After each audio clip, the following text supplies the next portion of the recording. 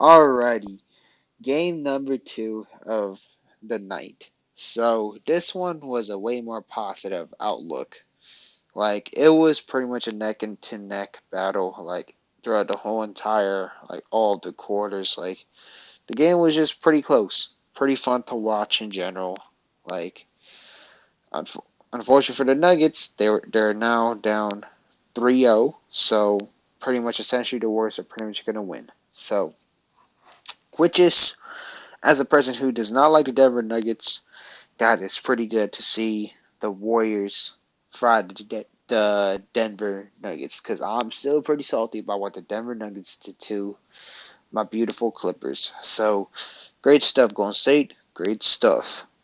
But yeah, just pretty much a little brief summary of the whole game. It was pretty much just a close game in general, like throughout the whole entire game. But then the Warriors just took control.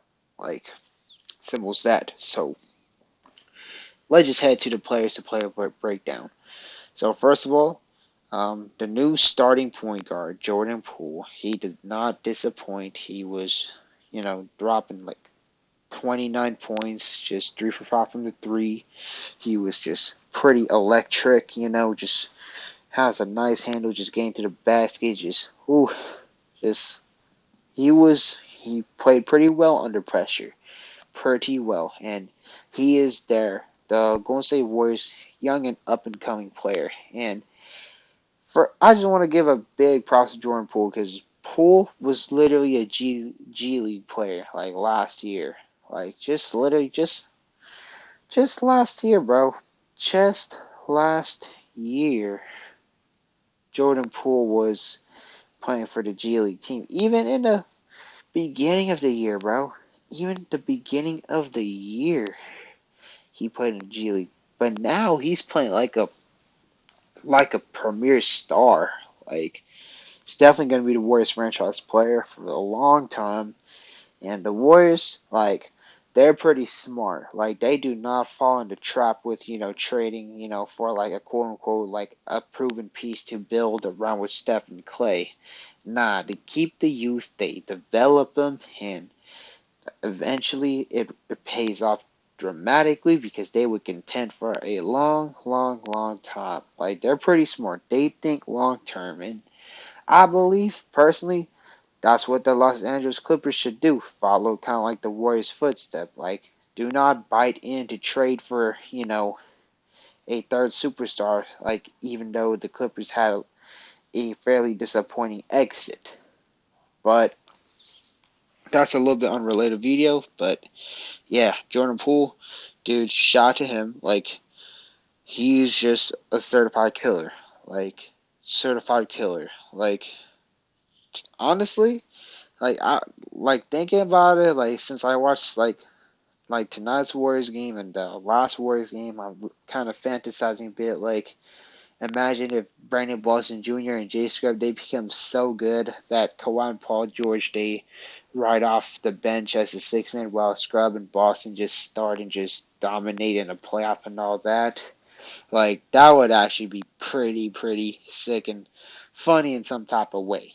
But I highly doubt that's gonna happen, but hey, you never know. You never know, cause hey, the greatest shooter of all time is playing as the 6 man right now. So like, that's that. So, but Klay Thompson, you know, like he's going back to Klay Thompson form. He's no longer, the guy who like shoot bricks a lot of times. Like I know a lot of people were flaming him real bad in the regular season when he had a lot of off games. Like, people were saying he's like a Danny Green and all that. Oh, he's washed, but nah.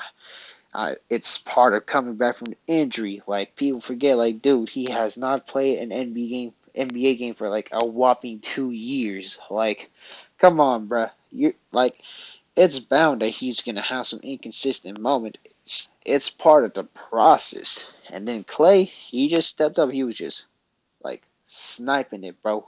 He was sniping it, just straight up sniping it. And then Andrew Wiggins, who revived pretty well with the Golden State Warriors. He hit a lot of timely threes. Just he knows his role. Just does his job, and doesn't have much of an ego, just pretty athletic wing that can shoot the ball and just do it all. Nothing too crazy and all that. So, but yeah, shout out to the Golden State Warriors for reviving the man Andrew Wiggins. Like he even made it to the All Star. So the Warriors, they are just one of the teams that is fairly good at reviving the players. And then you got Draymond Green. Draymond Green, huge shots to Draymond Green too. The man got 10 dimes. 10 dimes for a power forward. Like, Draymond IQ is just, like top notch. Like, he does not, like, put up the most baskets. He does not score 30 points a game. He does not, just dribble, like, in transition. He just gets a powerful slamming dunk.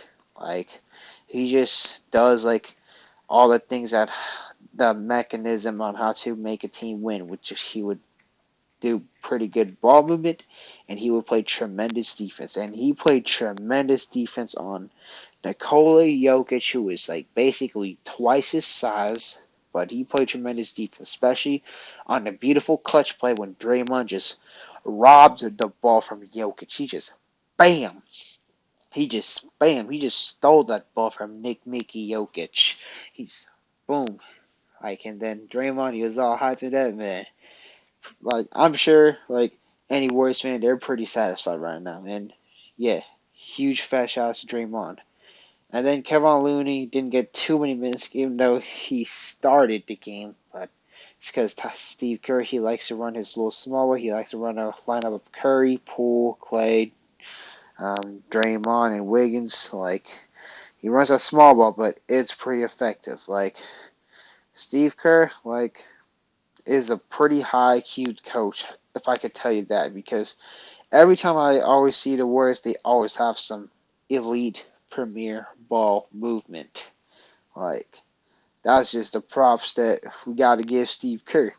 Now, let's talk about the bench. Well, Steph Curry, the greatest shooter of all time. Like, if you look at the stat lines, like, it doesn't look like the greatest shooter of all time. He was like 3 for 9 from the three, but Steph Curry, he was getting to the baskets real good and just getting some nice layups, especially when Jokic defended. He just blew right past the Jokic, just got some nice, easy lays. And he also showed a lot of unselfishness. He basically, like, tossed a lot of dimes, especially to Gary Payton II. Like, Curry, bro, like, at this point, like, you cannot really hate Curry, like, at this point. Like, even though he fries your favorite team, like, he fries the Clippers a lot, but Curry, like, he's, like, first of all, like, let's be real. This man is willing to come off the bench to have Jordan Poole start. Like, Curry could have been easily have a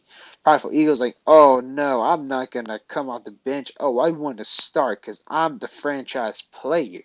I'm the greatest shooter of all time. But no, he was willing to sit back and let Jordan Poole get his shine because, it's Jordan Poole's time, and Jordan Poole is like the new star. And, Curry just realized, like, yo, man, let's kind of, ease it back a bit because I already have my time. So let's do whatever it takes to get the team to win. And Curry, he just did all that. Like, you just have to respect how much of a great team player Steph Curry is. Like, yo, Curry is really inspirational. Like, dude is literally like your ideal guy to have on your team. Like, he's your perfect guy to build a team around. Like, I'm not even the biggest Steph Curry fan, but, like, you just had to give that man a lot of props, bro. Like, he's your perfect guy to start, like, from the seed, because dude is literally have, like, all the traits you want. Like, he's really smart. He has really good IQ.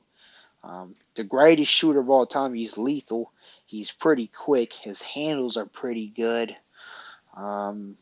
Defense is actually pretty underrated. Like one thing, like, people will always do is whoever's like so good on offense, people will always like overlook their defense. Like, they always assume, oh, that guy's a bucket, so he's a bad defender and all that. But no.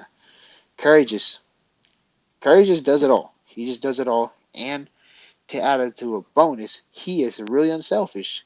He's really unselfish. Like, would LeBron be willing to sit on the bench for to let a guy like, let's just say, I'm not saying like LeBron should come off the bench because the Lakers they don't have anybody good, but let's just say LeBron was on a loaded team and there was a player in his position who was like a lot younger, who was like 22 years old, who's balling out, showing that why he should start. Will LeBron be willing to come off the bench? I would doubt that, or who knows, maybe, maybe not. Or would Kobe Bryant be willing to come off the bench if there was like a really good shooting guard who's up next? I would doubt that. Um, would who else? Who can I think of? Would Kevin Durant come off the bench when there is a pretty good small forward that's taken over? I don't really see that. Or would Russell Westbrook come off the bench when there's a pretty good point guard just behind him that is better than him? I don't think so, because, I mean, you have one pure perfect example for the OKC Thunders, because they had Reggie Jackson, who was a killer, who was a bucket, who was up and coming, all that, but Russell Westbrook, nah, he just wanted all that stuff. He wanted all that. But Curry, he is willing to take that back seat. Like, that's just like a fat respect you have to give to Curry.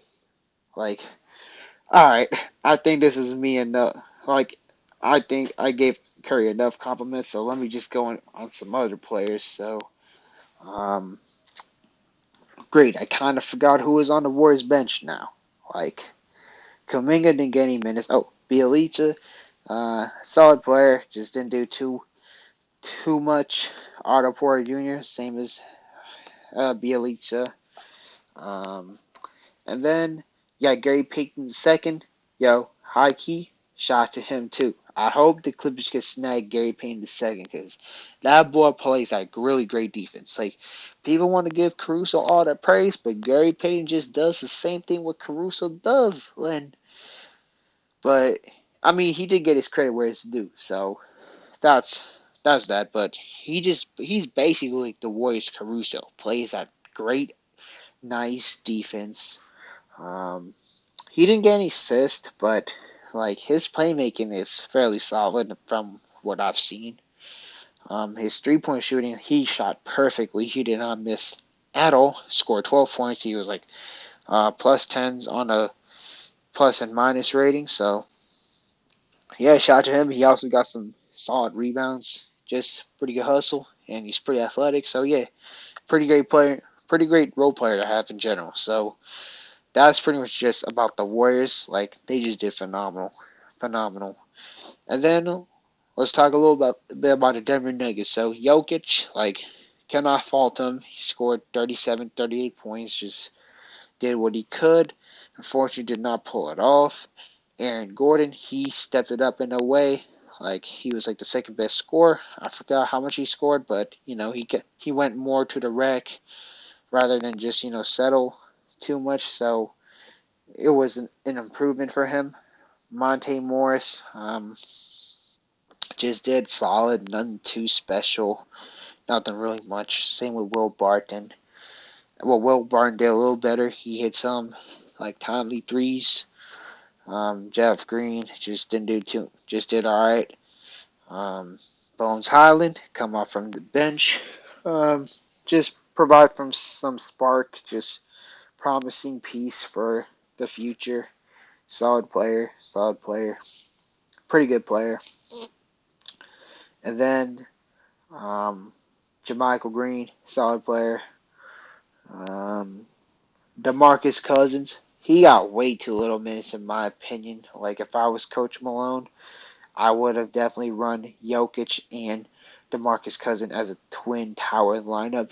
Like, I know the defense it's gonna be like fairly worse, but you're already facing against a fast-paced Warriors team, and they're already too fast for the Denver Nuggets, so might as well just try to put like a twin tower that could be a weakness for the Golden State Warriors, because the Warriors they play like a small ball lineup, and let's just say you put Boogie Cousin and Nikola Jokic, like they could just feast on the paint, because the Warriors they don't have any bigs, but like Imagine you put like Demarcus Cousins on Draymond Green. Demarcus Cousins will probably do like better in the post because Demarcus Cousins, he's physical, he's strong, and he still has it. He still has it in him. He's of course not a superstar for him, but like dude, like literally just played only 10 minutes, but she scored a whopping 9 points. Like he definitely helped a lot with the rebounds and with the offense.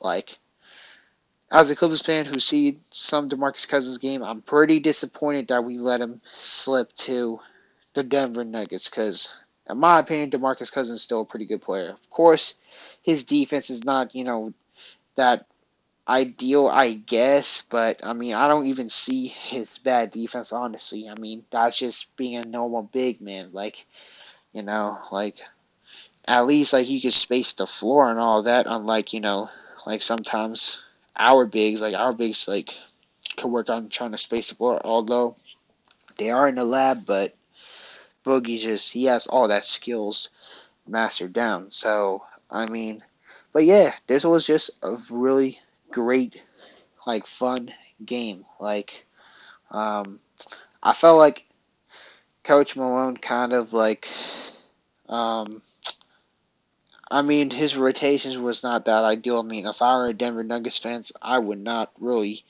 approve on how Coach Malone is doing because like he did not try the twin tower experiment. Like he just did the same thing, did not adjust rotations. Like he didn't put the twin tower. He did not put Boogie and Jokic. If they tried that, like yeah, they would probably get killed in the pick and roll and all that. But I mean, either way, you're still getting killed either way because they're the Warriors. So at least you could kill them inside the paint. But Malone, he didn't do that. And the Warriors, they just took a 3-0 lead. But as for the Warriors did ideal. I mean, one thing I felt Steve Kerr could have done is utilize Jonathan Kuminga rather than, I guess, Otto Porter and Bielisa because I feel Kuminga is a way better player than both of them because Kuminga is just very athletic and he has that skill set in his bag. But that's just a minor little thing what I could say about Steve Kerr rotation. But he just did pretty good in general, and the Warriors got the dub. And let me know what you think about this Warriors win. Like, Warriors are essentially going to win the series anyway, so how far you got the Warriors making? You think they're going to make it to the finals and win the NBA championship? Are the Warriors officially back? Like, be sure to leave. Just let me know in the comment section. I'll try to have a really good discussion with y'all. And as y'all know, peace and have a great night.